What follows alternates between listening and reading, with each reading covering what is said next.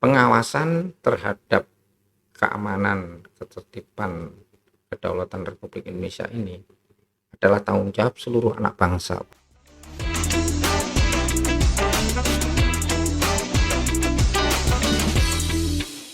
Assalamualaikum warahmatullahi wabarakatuh. Selamat pagi, salam sejahtera bagi kita semua. Sobat Prestasi, jumpa lagi dalam podcast acara hari ini tentang pengawasan orang asing dan penanggulangan fungsi. Baik sobat Prestasi, saat ini kami akan mengundang narasumber dari Direktorat Jenderal Imigrasi, Bapak Dr. Andes Sulistiarso, MM, MSI.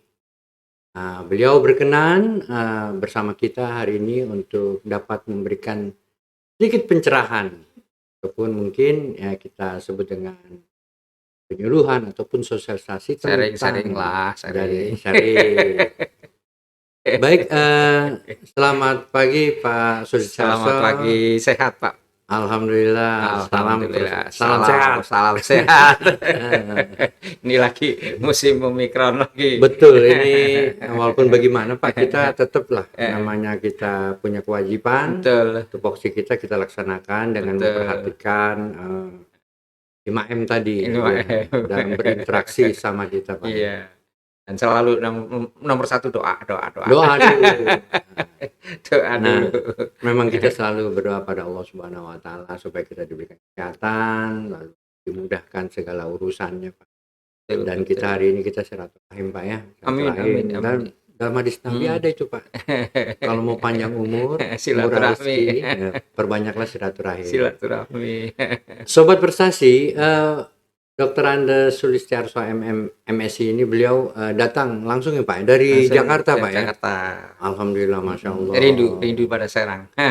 Kota perjuangan nih Pak. Oh iya, ini banyak pendekar ini. Kota pendekar ini. Baik Pak Sulis, kita mulai aja. Ini saya melihat mengenai keimigrasian Pak. Keimigrasian ini katanya itu kan itu ada asasnya Pak, apa namanya ya, simbolnya atau asas itu trifungsi. Jadi apa sih Pak yang dimaksud dengan dia sebagai pintu gerbang Pak? Karena ini ada orang yang melintasi antar wilayah gitu.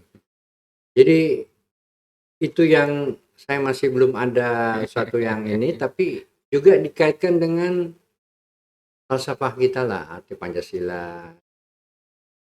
Adanya apa deklarasi of human rights. Jadi dalam menjaga keutuhan negara kita ini bagaimana sebenarnya prospeknya menurut pandangan. Terima kasih Pak. Monggo. Ini pertanyaan borongan. Tapi bukan pertanyaan kita, serius saja ya. Belum. Ini aja Pak. Apa namanya kita brainstorming dulu lah Pak. Gitu ya. Brainstorming. Secara sederhana, keimigrasian itu melaksanakan tugas dan fungsinya itu yang tadi dibilang memang kita yang pertama-tama itu melakukan pelayanan keimigrasian, penegakan hukum keimigrasian dan keamanan, security, pelaksanaan tugas security negara. Ini trifungsi itu sejak berdirinya imigrasi ini ya demikian lama digaungkan ya kan, dan lebih jelas pada undang-undang tahun itu ya untuk masalah trifungsi imigrasi. Sebelum nomor 6 nih nomor berlaku ya 11 ya berlaku. Itu kitab sucinya orang imigrasi yang terakhir yang nomor 6 2011 ini ya kan.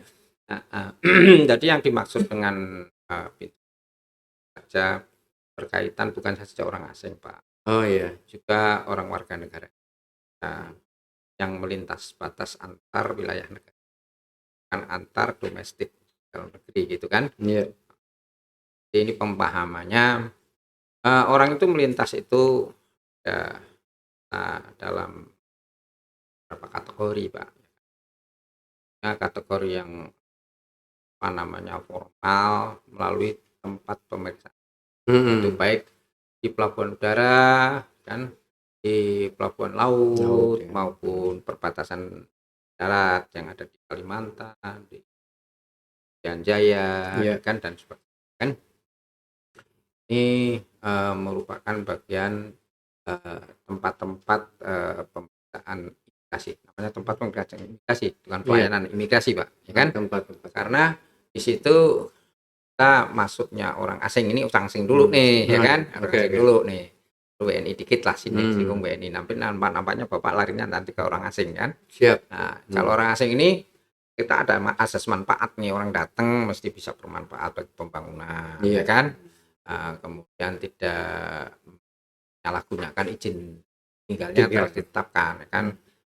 Baik itu visa itu tentu mereka masuk sesuai dengan peruntukan, ya kan? Dan tidak mengganggu keamanan ketertiban itu termasuk terkait dengan kelola perekonomian negara ini yang dilaksanakan oleh pemerintah bersama rakyat. Kalau mereka datang nanti mengganggu dalam proses dinamika pembangunan ekonomi, bagian daripada tugas para pejabat imigrasi dan jajarannya untuk melakukan langkah-langkah. Jadi mereka masuk melalui pintu gerbang yang telah ditetapkan, namanya TPI itu, dengan dokumen, baik dokumen itu dokumen yang benar atau mungkin juga dokumen yang dipalsukan atau tidak benar gitu, tapi bisa lolos masuk gitu kan, kategorinya begitu. Ini nanti panjang juga ceritanya nih kalau cerita ke situ, tapi ini masuknya dulu nih, masuk ke pintu resmi. Jadi nanti kalau sudah masuk di dalam, baru mereka ada perizinan dan kemudian pengawasan tingkah polanya, karena dalam kutip nih ya, dalam konteks yang kutip artinya kan polanya itu bagaimana. Kayak tadi itu bermanfaat bagi pembangunan dan tidak mengganggu keamanan. Jadi kita menerapkan sistem policy selektif policy, ya kan, karena ditetapkan. Kalau zaman Belanda kan open door, kan, open door policy, orang asing masuk silahkan saja, ya kan, asal bisa mendukung pemerintahan jajahan Hindia Belanda, kan begitu, kira-kira begitulah. Itu udah lama tergaung dan masyarakat banyak sudah pada tahu. Kemudian juga ada mereka-mereka yang masuk melalui yang orang bilangnya itu lubang-lubang tikus gitu, jalan-jalan tikus kalau di pendaratan gitu ya. Itu bisa hal itu terjadi kan. Dan ini kita upayakan dengan dalam konteks kerjasama instansi terkait yang tergabung dalam tim pengawasan orang asing. Ini untuk di kegiatan-kegiatan yang keluar masuknya orang asing ini ya. Dan juga perlu diketahui bersama adalah mereka-mereka yang melalui TPI yang tertetapkan di pendaratan laut, ya kan, pendaratan ini seperti di Batam, ya kan, di mana tempat di Lagoy mamanya kan, orang Singapura datang ke Lagoy di Pulau Bintan gitu mamanya kan gitu. Tapi ada juga yang mereka masuk nolong aja, masuk wilayah perairan kita di dalam pemahaman terkait dengan konvensi yang telah diakui oleh dunia, oleh PBB kan, terkait dengan UNCLOS itu, ya kan. Itu kira-kira itu mungkin bisa kategorinya para pengusaha kan, atau tari swasta gitu kan. Ini persoalan yang lain nanti kita bahas di dalam konteks pengamanan dan penegakan. Itu kira-kira yang bisa saya sampaikan untuk warga negara asing. Untuk warga negara Indonesia, Pak, ini sedikit saja. Tapi tunggu sebentar, Pak. Siap. Baik, Sobat Prestasi, sebelum kita lanjutkan, jangan lupa ya. Lonong lagi. Jangan lupa follow Instagram kami di Humas_Kumam Banten dan di Penyuluh Hukum Banten, dan subscribe Prestasi Banten TV, like and comment. Gitu. Jadi itu Ya, kalau kita berbicara tadi Pak, tadi saya potong sedikit karena tetap kita harus minta pada sobat prestasi untuk like and komen lah Komen, begitu. ya. Mau di Twitter ataupun di Instagram kami. Jadi tentang WNI-nya bagaimana itu Pak? Ini kan orang hanya soalnya lagi nih paspor imigrasi, gimana ngeliat paspor imigrasi begitu aja. Jadi ngertinya mengenai kantor imigrasi karena paspor. Enggak Pak? Ya. Mengenai warga negara Indonesia ini Pak, ada beberapa hal yang mungkin ini hanya sebagian kecil dari yang bisa saya sampaikan. Bahwa masuk dalam tanda petik pengawasan terhadap keluar masuknya warga negara Indonesia nih ya. Itu dimulai dari ketika dia mengajukan permohonan paspor, kan? Dalam permohonan paspor itu, kelengkapan dokumennya itu memang kebenarannya sesuai dengan apa? Kemudian bisa ditelisik lebih lanjut jika dia ada dalam tahapan proses wawancara, maksud tujuan dia mau keluar negeri bagaimana. Artinya ini sebenarnya konteksnya untuk perlindungan bagi warga negara Indonesia di negara tujuan nanti. Ya, di negara tujuan mungkin ada konteksnya dengan perdagangan manusia, ya kan? Perdagangan manusia sebagai dampak itu ya, dampak kan, human trafficking, ya kan? Human trafficking kan, perdagangan manusia dan perdagangan manusia katanya. Artinya warga negara Indonesia kita mencoba untuk meminimalisasi terkait dengan upaya-upaya perdagangan negara kita yang nanti akan dilanggar hak asasi manusianya di luar negeri. Kita wajib melindungi warga negara Indonesia.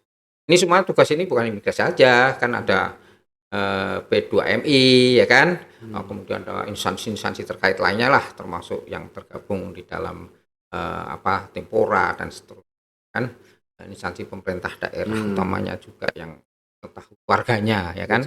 Jadi itu diawali dari dia membuat. Kemudian ketika dia mau berangkat ini Pak, di pintu keluar yang resmi, dia bilang pintu keluar resmi ya, TPI ya, tempat pemeriksa imigrasi, tempat pemeriksaan imigrasi. Tapi bisa juga dia melalui laut, umpamanya mau ke Malaysia, dia jadi kerja gelap, dia bisa pakai kapal Pak. Di sini ada sindikatnya, di sononya ada sindikatnya kan gitu, di Malaysianya gitu kan. Saya ketika menjabat inspektur keimigrasian, sektor wilayah 6 yang bidang imigrasi, sekian tahun di situ saya tempat audit ke beberapa atas imigrasi ya, maupun di konjen imigrasi di luar negeri, di Malaysia lah khususnya umpamanya ya. Di luar negeri ya, banyak semuanya yang saya datang. Tapi yang di Malaysia ini sebagai salah satu negara tetangga kita ya, negara jiran. Itu yang mereka masuk bisa saja lewat pintu-pintu tikus itu Pak. Jalan tikus itu. Berangkatnya itu jalannya lewat jalan tikus, di sana diterima juga jalan tikus juga. Ya oknum nih, oknumnya dari kita oknum, dari sana oknum, ya kan, ada yang memberangkatkan. Nah ini yang memang agak rada-rada susah ini untuk masalah ini perlu kerjasama yang intensif antara kita yang tergabung mungkin dari Pakor Kamla dan seterusnya lah, ya kan, itu bisa kita urai lebih lanjut.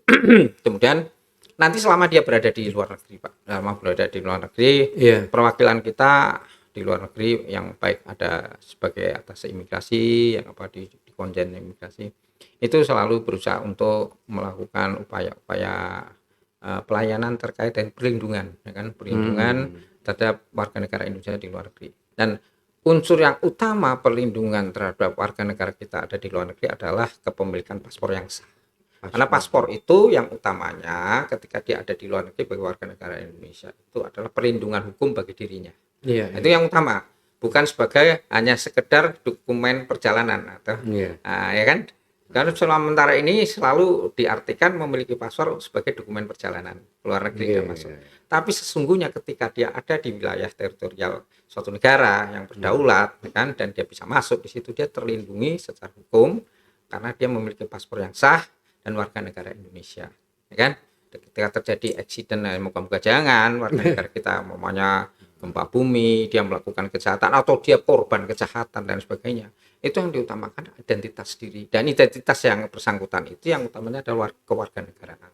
dan kewarganegaraan itu akan berujung pada kepemilikan paspor RI. Itu kira-kira secara singkat aja terkait masalah WNI. Oh begitu Pak ya. Jadi memang kalau nanti mungkin kita ulas lebih panjang lagi Pak di lain kesempatan. Karena saya kalau juga melihat masalah mengenai perlindungan warga negara kita di negara tujuan, mungkin ada suatu kenapa mereka itu bisa masuk dengan cara ilegal ke negara lain, kan mungkin termasuk pelayanan perlindungan mereka. Mereka kan harus izin ke Depnaker, harus dilatih. Nah ini kan banyak merembes, berarti ada sesuatu yang belum dapat memenuhi kan, mungkin dengan biaya tinggi atau lain sebagainya. Sehingga mereka kan mau cari kerja, sebenarnya kerja kan harusnya mereka difasilitasi gitu kan. Tugas negara. Ya, tugas negara kewajiban. Negara hadir. Negara hadir untuk memberikan lahan pekerjaan bagi mereka. Ya, tapi walaupun mereka tidak ada di sini, pekerjaan itu kan bisa saja mereka sah-sah saja untuk bekerja luar negeri, juga sebagai dikatakan sebagai pahlawan devisa. Nah, dan itu termasuk hal yang baik juga. Ya, mudah-mudahan mungkin ke depan ada satu regulasi daripada itu peraturan mengenai pengiriman tenaga kerja ke luar negeri, sehingga tidak terjadi lagi Pak. Kita bisa menekan trafficking ya kan. Mereka bisa difasilitasi, mereka bisa memberikan kesejahteraan dan bahkan devisa bagi negara. Ya, baik sobat Berstasi, ini tadi selintas. Kembali lagi Pak, ini kita ini kebutuhan wilayah kita Pak, imigrasi tadi sebagai pintu gerbang, tentunya kan harus mengawasi juga Pak. Pertama dia mengawasi lalu lintas orang. Antar wilayah negara, WNI WNA ya. WNI WNA Pak ya. Bahkan mungkin Pak ya, itu juga mengawasi keberadaan WNA di Indonesia bagaimana Pak ini? Jadi itu mengenai pengawasannya Pak, karena itu menyangkut masalah teritorial wilayah negara kita Pak. Jadi pengawasannya di bidang apa aja Pak itu Pak? Di samping lalu lintas ada WNI WNA tadi. Nah ini bagaimana nih WNA-nya Pak? Jadi pandangan Bapak tentang hal ini? Ini menarik sekali ya. Bagi saya, karena saya orang imigrasi ya kerja. Bagi orang lain mungkin kurang menarik. Apa imigrasi sih, saya nggak ada kaitannya. Barangkali gitu, barangkali. Kalau bagi saya menarik karena saya dilahirkan di imigrasi. Saya bekerja sejak tahun 1982 di angkat 83 dan mengabdi kepada negara sudah lebih dari 38 tahun. 39 tahun jalan. 40 tahun jalan. Udah lahir belum, Dek? Tapi lebih canggih IT-nya. Tapi dia nggak canggih IT-nya, dia lahir di zamannya kan. Generasi milenial.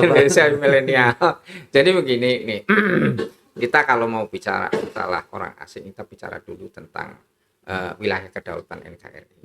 Kan, semuanya kan landasannya yuridis formal ya. Hukum itu dibuat sebagai bagian daripada cita-cita rakyat, ya kan? Rakyat bercita-cita dengan adanya hukum, sebagai mandat yang diberikan kepada negara untuk membuat aturan regulasi itu. Ingin rakyat ini menjadi sejahtera lahir dan batin, Pak. Tujuannya. Tujuan dari keinginan cita-cita rakyat adanya hukum itu terwujudnya kesejahteraan lahir batin. Jadi kalau ada tujuan hukum itu adalah terwujudnya keadilan dan kemakmuran, kan? Itu bagi saya sasaran antara. Mohon maaf, ini mungkin dissenting opinion Pak, boleh dalam tanda kutip itu beda pendapat ya. Nah, saya nggak ada masalah, ya kan? Karena begini, kalau keadilan sudah tercipta, kan? Sudah. Apa ujuk-ujuk bisa sejahtera masyarakat? Sejahtera lahir batin itu artinya dia sejahtera secara material, ya kan, dan spiritual. Artinya non material, ya kan, artinya bebas dari rasa takut, bebas dari segala sesuatu yang berkaitan dengan kebebasan yang sesuai dengan aturan ya, berorganisasi dan seterusnya kan. Jadi itu kesejahteraan lahir batin itu ujung dari cita-cita adanya hukum, Pak. Makanya hukum itu tidak boleh sembrono dibikin, ya kan Pak, ya kan? Aturan itu kan semua melandasi semua langkah-langkah yang nanti terkait dengan administrasi negara kan gitu, pelaksanaan hukum kan administrasi negara itu ada subordinasi daripada keputusan politik terus turun ke hukum turun dan seterusnya sampai ke administrasi negara. Itu kan urutannya begitu. Jadi kalau keadilan itu sudah terwujud dengan kemakmuran, kemakmurannya kemana? Adil makmur kan biasanya disambung itu. Nah, kalau makmurnya masih makmur materi kan Pak, bagi saya belum tuntas itu hukum bekerja. Hukum itu kerjanya sampai kepada makmur kan imaterial juga. Jadi akan disebut kesejahteraan lahir batin kan gitu. Itu satu. Jadi kita bicara hukum. Langsung kepada permasalahan tadi yang menyangkut itu. Ini prolog aja lah katakanlah atau latar belakang. Iya. Semuanya aturan Pak ya. Aturan. Kalau bicara aturan Pak, Indonesia dulu ketika Hindia Belanda kan, pada zaman Hindia Belanda ada Territorial and Maritime Kringen Ordonansi kan gitu. Nah, TZMKO ini ya kan.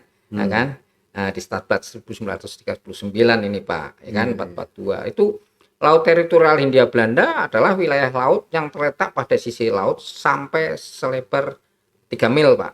Nah, pendek sekali Pak. Dari garis pasang surut pulau Hindia Belanda atau bagian dari pulau-pulau. Jadi ada tengah-tengah yang kosong nih menjadi wilayah internasional gitu dulu nih, ya kan? Nah, terus karena situasi seperti itu ada perkembangan, kita sudah merdeka sekian tahun kan gitu. Ada yang ganjil nih, timbul gagasan. Semua kerja dan semua kerja itu harus dari gagasan dulu Pak, ya kan? Harus dari gagasan dong Pak, ya kan? Gagasan Indonesia adalah bagaimana sebuah negara kepulauan atau archipelago ini bisa secara adil mendapatkan wilayah laut yang utuh ya Pak, utuh gitu ya kan. Artinya di PBB ini harus perjuangkan ini kan gitu kan, kira-kira begitu. Nah, lahirlah perjuangan para pendahulu-pendahulu kita ya kan, Pak Perdana Menteri Juanda pada waktu itu mempunyai gagasan untuk menjadikan sebagai negara arsipelago ini wilayah-wilayah yang ada di dalam kepulauan-kepulauan kita itu menjadi milik Indonesia kan gitu. Jadi satu kesatuan kan, seperti sebelumnya kan cuma 3 mil bisa 3 mil di mana ya bebas, kapal perang mau masuk lah, kapal selam bebas aja kan begitu ya. Tapi perjuangan itu di situ ada anak muda yang namanya Mukhtar Kussumaatmadja yang akhirnya suatu ketika nanti dia menjadi menjadi menteri luar negeri kan. Ya macan itu di situ dia argumentasinya sedemikian rupa, dia berhadapan dengan Ricketson salah satu diplomat atau duta besar dari PBB itu dari Amerika Serikat. Dia menang Pak argumentasi itu. Makanya Mukhtar itu kan disebut dengan bapak hukum laut kita. Betul. Kalau mengenai hukum laut udah Mukhtar Kussumaatmadja, cari literaturnya ya kan, termasuk. Betul. Itulah konteksnya ketika diakui oleh PBB ya. Negara kepulauan ya. Akhirnya negara kepulauan itu diakui itu. Namanya timbullah namanya yang kita kenal sekarang UNCLOS itu ya kan. UNCLOS itu United Nations Convention on the Law of the Sea di tahun 1982 itu terlahir Pak UNCLOS. Indonesia ini wilayahnya ternyata dengan negara kepulauan itu menjadi utuh termasuk lautannya kan gitu. Nah, ini tadi Bapak bicara masalah pengawasan. Karena begini Pak, karena ini menyangkut batas antar negara. Makanya Bapak kan relevansinya kan di situ kan harus jelas dulu kan batasnya di mana ya. Batasnya di wilayah kedaulatannya di mana kan. Nah, baru Pak kita bicara masalah pengawasan kan begitu. Betul, orang asing atau yang masuk terutama orang asing ya kan. Dan satu Pak, itu mengenai imigrasi sebagai penjaga pintu gerbang itu kan berarti memang terdepan Pak. Ya betul. Terdepan untuk menjaga wilayah perbatasan. Khususnya mungkin menyangkut orang ya Pak ya, manusia yang antar wilayah negara. Itu relevansinya Pak, makanya lanjut Pak, saya akan lanjut. Jadi gini, saya juga bingung mau mulai dari mana. Jadi kalau ini sharing aja Pak ya, nanti banyak lah dari teman-teman yang bisa memberikan tambahan, karena saya al-fakir yang bodoh, yang ilmu terbatas, ya kan? Kan penting kita menukar informasi. Yang penting bagaimana kita praktek di lapangan dan keseharian kita, konsistensi kita sebagai warga bangsa, ya kan? Itu yang ingin penting itu nanti saya akan explore Pak. Gitu masuk di dalam closing statementnya kita. Jadi begini, kalau kita bicara masalah UNCLOS tadi kan. Jadi semua wilayah kita ini, baik mereka yang masuk secara legal maupun ilegal, yang masuk ke wilayah negara Indonesia itu melalui jalur yang tidak ditetapkan tempat pemeriksaan imigrasinya yang telah ditetapkan oleh aturan, kan? Ilegal gitu. Ya kan? Semuanya ilegal itu yang kayak gitu. Yang legal itu yang bawa pakai dokumen, bahkan dokumennya pun bisa dipalsukan, jadi masuk legal tapi sebenarnya dia sudah cacat hukum dan ilegal termasuknya gitu kan, dia bawa dokumen palsu masuk di Jakarta Soekarno Hatta umpamanya kan gitu. Ini lebih ekstrim lagi kalau dia sudah pakai dokumen melalui jalur tikus atau tahu-tahu nyelonong saja ya kan, nggak punya dokumen. Nah, ini siapa yang ngurusin ini, pengawasan ini ya kan, pengawasan ini kan kaitannya dengan tindakan hukum kan. Kan tadi dibilang trifungsi, padahal di Undang-Undang Nomor 6 tahun 2011 juga antaranya ada penambahan satu fungsi lagi. Oh ada Pak? Karena setahu saya kan karena kita ini orang lama Pak, waktu masih Undang-Undang Nomor 11 sebelum Undang-Undang Nomor 6 ini kan, kita mengenal pertama memberikan pelayanan, penegakan hukum dan security itu selalu udah lengket di kepala gitu Pak. Ini aspek kita ini kan. Terus sistem ban berjalan, nah, selective policy. Iya betul. Lanjut Pak ini. Nah, saya lanjutkan aja sedikit. Tadi kalau mereka masuk orang asing nih Pak. Orang asing nih ya. Saya bilang aja, katakanlah nanti mungkin bisa dibahas bareng ya menyangkut masalah pengungsi. Kayaknya saya tadi materinya juga harus masuk ke situ juga nih perintah dari Bapak nih sebagai host. Harus bicara masalah penanganan pengungsi juga ini. Wah, ini rada-rada berat nih. Tapi kan kita sebelum masuk ke situ kan saya pengen tahu juga kan pengawasan orang asingnya dulu ya kan. Artinya tadi Bapak jelaskan ada ilegal atau ilegal. Ilegal atau ilegal ya kan, melalui jalur resmi atau tidak resminya. Darat. Dan ini ditambah lagi Pak. Jadi dia masuk secara sukarela. Maupun secara terpaksa Pak. Itu. Ada istilah begitu Pak? Iyalah ya kan, ada legal ilegal, ada yang sukarela maupun secara terpaksa masuk. Jadi kalau secara terpaksa ini Pak, ini boleh disebut antara lain pengungsi, terus kemudian para pencari suaka ya kan, asylum seekers ya kan. Ini apakah ini lepas dari pengawas? Tidak Pak. Lepas dari penegakan hukum? Tidak, tetap sama saja. Jadi Undang-Undang Nomor 6 yang sekarang ini mengganti Nomor 9 tadi saya bilang, ya kan, 1992 masuk ke 2011 ini itu mengakomodasi masalah yang tersebut, ya kan, artinya kita harus ada penanganan terhadap antara lain mereka yang masuk dengan secara terpaksa. Bahkan itu udah turun itu penanganannya, petunjuknya dari Perpres atau peraturan presiden itu kan terkait dengan itu ya kan. Nah, jadi mereka yang terpaksa ini kan masuk di wilayah negara kesatuan Republik Indonesia yang dalam konteks UNCLOS itu tadi ya kan. Orang dikenal dengan katakanlah manusia kapal, apalah kan gitu kan. Manusia perahu Pak. Perahu. Kapal sama perahu sama enggak ya? Perahu kecil, beda kecil, beda tipis. Jadi itu tetap merupakan dari pengawasan kita. Undang-undang mengamanahkan di Nomor 6 tahun 2011 pasal 1 juga terkait dengan pengawasan itu ya keseluruhan Pak. Legal atau ilegal. Yang legal mamanya dia izin kerjanya apakah dia menyimpang dari izin kerja itu. Itu pengawasan kita, lakukan pengawasan. Tinggal Pak ya. Lakukan pengawasan. Kemudian dia mengganggu keamanan ketertiban kita dalam konteks ekonomi, dinamika ekonomi bangsa ini, tidak ya atau tidak, itu juga pengawasan di situ ada. Legal itu masuknya Pak, dan termasuk masuk legal.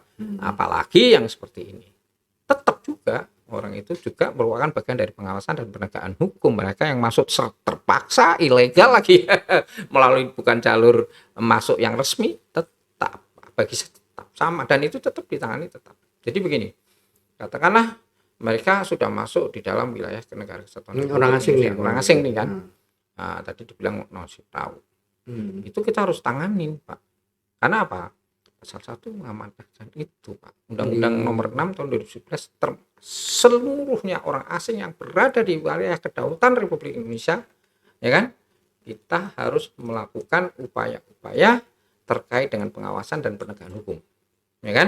Siapa saja, tidak terkecuali orang asing manapun ya kan, tidak terkecuali ya kan, warga bangsa manapun ya kan, terpaksa tidak terpaksa, ya kan? Dengan tujuan apapun itu tetap merupakan bagian daripada pengawasan dan upaya tindakan keimigrasian, tindakan hukum keimigrasian apabila melakukan pelanggaran dari salah satu pasal-pasal yang ada. Nah, itu kita tidak ada perkecualian, Pak, gitu. Jadi tadi saya ambilkan yang paling ekstrim adalah pengungsi, Pak, ya kan? Pengungsi itu masuk, kadang dia kagak punya dokumen, dia tidak punya identitas yang jelas, ya kan, warga dari mana. Tapi Atau mungkin dia punya dokumen dibuang sama dia mungkin. Bisa saja itu sebagai salah satu upaya supaya dia memasuki wilayah kita tidak terdeteksi atau ada maksud lain lah, bagian dari modus operandi umpamanya begitu. Tapi apakah itu lepas dari upaya kita untuk melakukan pengawasan dan penegakan hukum? Tidak. Justru itu harus kita lakukan. Ini jangan salah, ini ada beda pendapat ini. Kadang-kadang ini yang repotnya di situ, Pak. Penanganannya ini. Nah, penanganannya lanjutnya, ya kan? Bisa jadi dia ketika masuk udah di dalam wilayah kita, kan? Undang-undang mengamanahkan kita harus melakukan pengawasan dan melakukan langkah-langkah penegakan hukum terhadap mereka. Ya, mereka dalam tanda kasarnya tangkap mereka lah, ya kan? Bukan dilarungkan kembali, ente mau jadi pengungsi keluar lu, jangan masuk wilayah NKRI, ini kasih beras lu keluar. Ini dia masuk. Tunggu dulu, Pak, itu pengungsi itu apakah emang tujuannya ke Indonesia atau kemana? Kalau emang seandainya dia datang ke sini, ini kan kadang kita mikir kan, kenapa ada juga pendapat udah larungkan kembali gitu dikasih. Ini gimana, Pak? Apa tujuan mereka? Itu memang benar apa yang dikatakan Pak Pontini ya, bahwa kita ini tujuan antara. Gitu. Kebanyakan. Umumnya, Pak. Umumnya, hampir sebagian besar ya kan.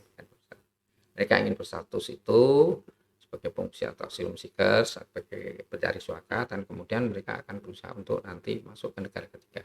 Sebagai tujuan negara tentu negara yang sudah settle ya, secara ekonomi, secara kan bisa bekerja. Tapi apakah kita lepas dari upaya tindakan hukum keimigrasian dan pengawasan? Tidak, Pak. Jadi langkah-langkah ini menurut saya memaknai aturan itu, memaknai aturan undang-undang, dia harus dilakukan langkah-langkah. Dia harus didaratkan, dia harus melalui proses-proses pemeriksaan, ya kan?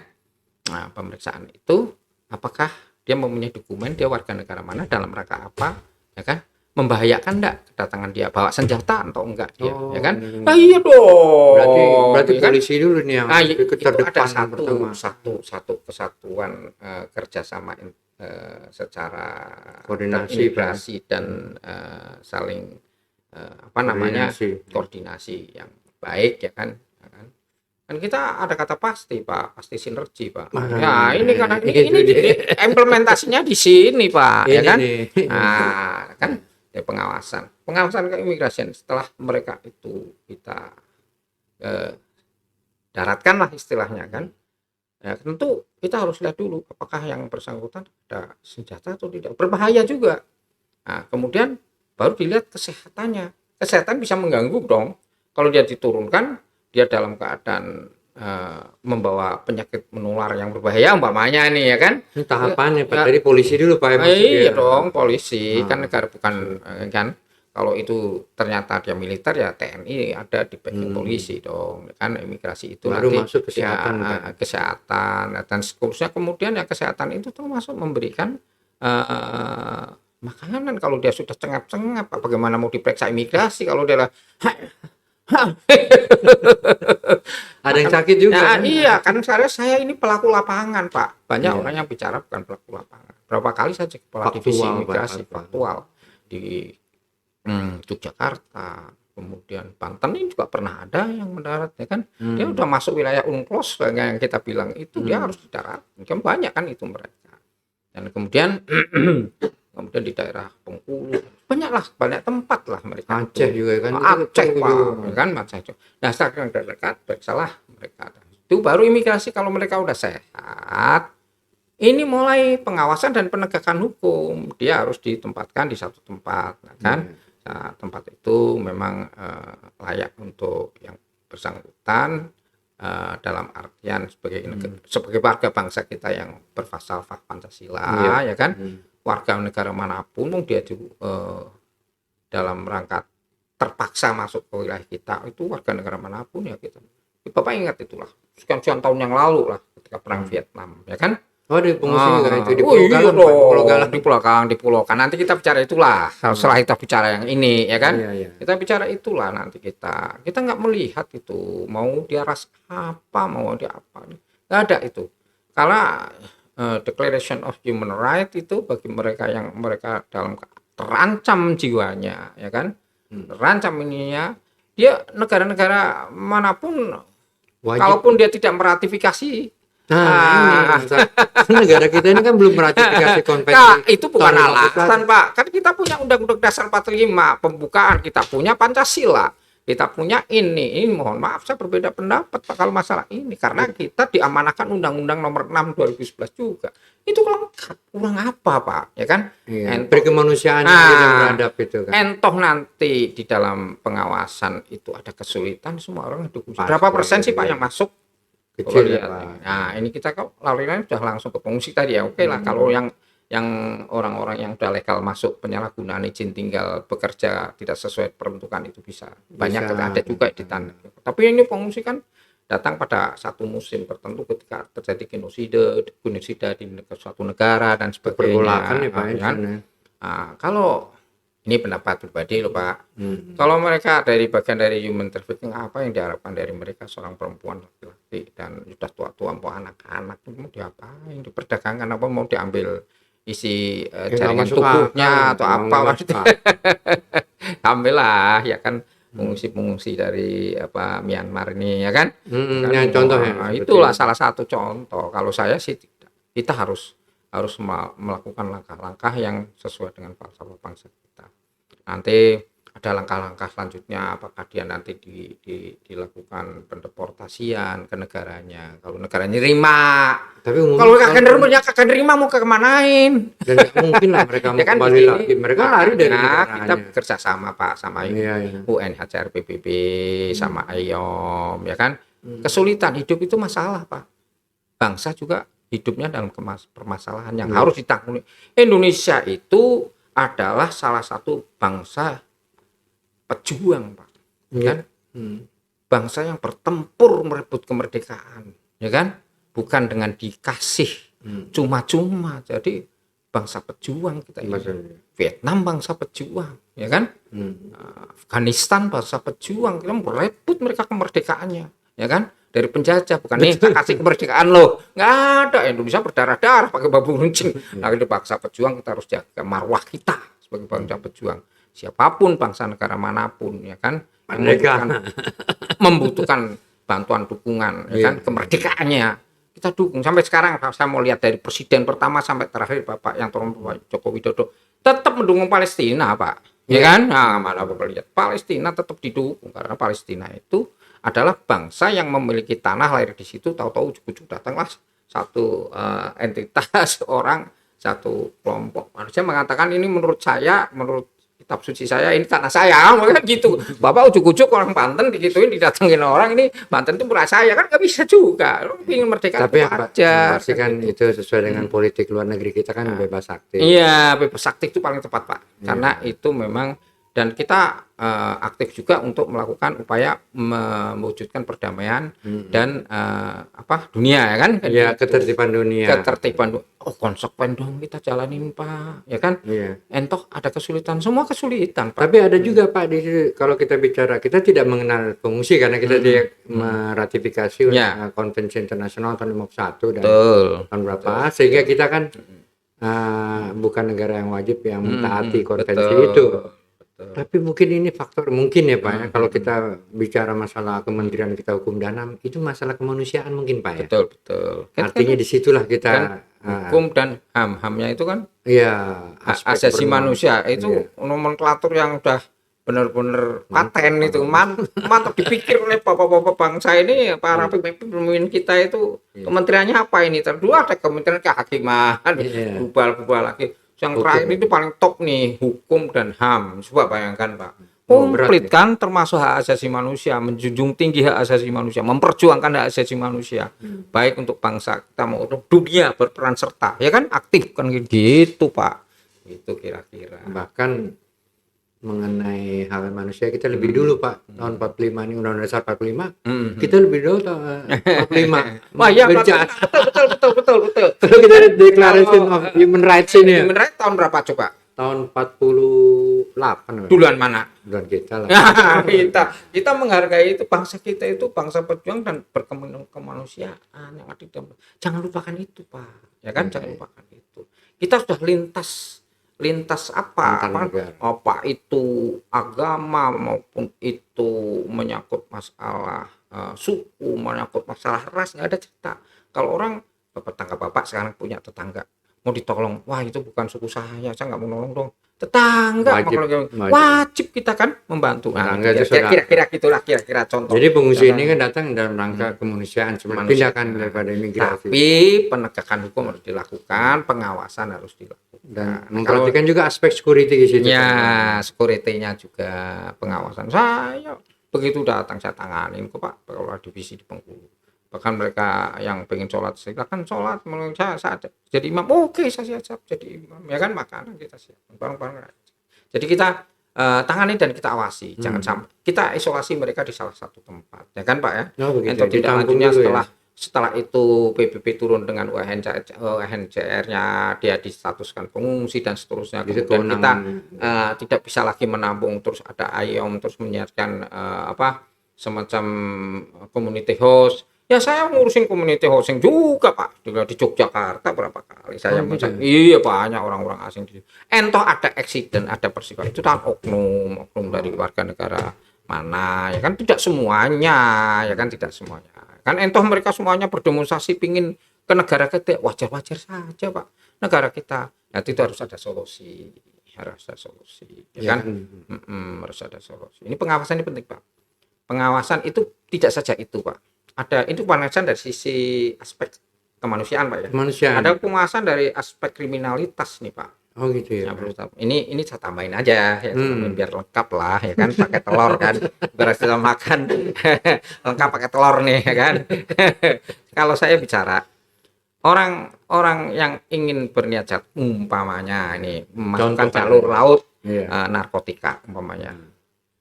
Kita cukup Pak Kamla mamanya kan gitu, cukup instansi terkait itu menurut Bapak. Kalau saya belum. Kenapa? Pengawasan terhadap keamanan, ketertiban, kedaulatan Republik Indonesia ini adalah tanggung jawab seluruh anak bangsa Pak. Iya.